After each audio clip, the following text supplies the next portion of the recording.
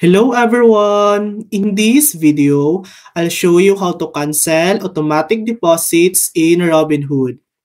First, open the Robinhood app and log in.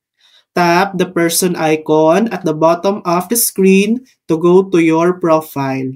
Next, tap the three-line menu in the top left corner.